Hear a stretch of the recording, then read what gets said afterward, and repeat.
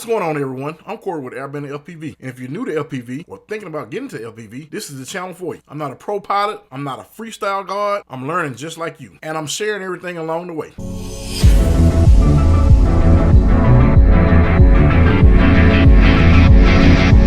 Today I want to talk about something I get asked a lot. Why did I buy the Radiomaster TX15 when I already had the Radiomaster Pocket? But before we get into all that, I want to say this real quick. Not all FPV radios are the same. There are different styles, game pad style radios, box style radios, and even hybrids. And depending on your hand size, how you fly, and how serious you plan to get, that actually matters more than people think. So today I'm going to explain this in layman's terms from a newbie or beginner perspective. No deep tech talk, no engineer stuff, just real world experience.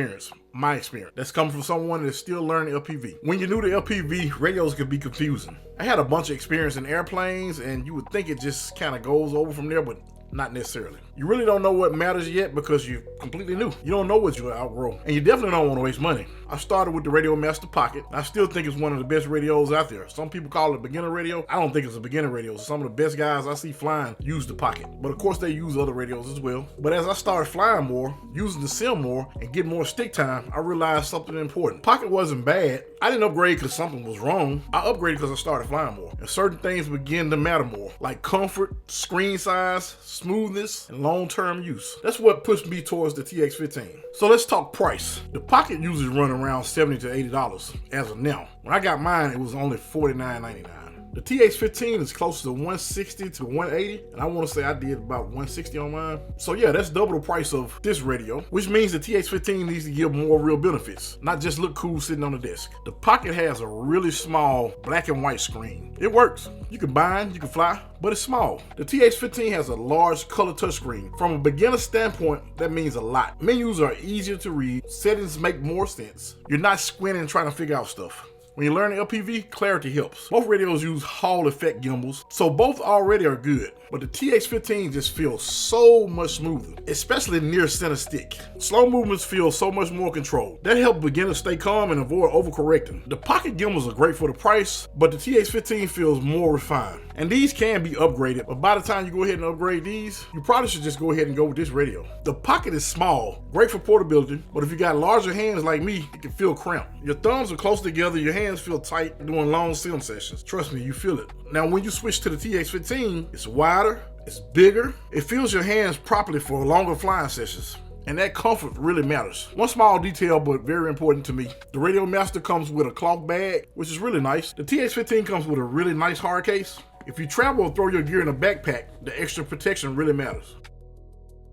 The Pocket has enough switches. Some people would say only for basic flying, but I think it has more than enough. That definitely wasn't the reason for me changing. You get all your common stuff like the beeper, turtle, arm, and so on. Now the TX15s give you way more switches. You got knobs, buttons, and a ton of switches. You may not need them now, but it is good to have them because you may want to use them later. That's what people mean by future-proofing. Both radios use ELRS, but they don't transmit at the same power. Pocket goes to 250 milliwatts. The TX15 goes up to 1,000 milliwatts. So here's what that means in plain English. More power doesn't mean you're gonna be flying faster. It just means a stronger connection between your radio and your drone. Indoors with tiny whoops, you don't need that much power. But outside behind trees, around buildings, that extra power helps keep your signal solid. You don't fly at max power all the time, but having it available is nice. The Radio Pocket runs off of two 18650 batteries, and it uses USB-C to charge. The TX15 gives you more options. You can use two 18650s. If I'm not mistaken, you can also use 21700s.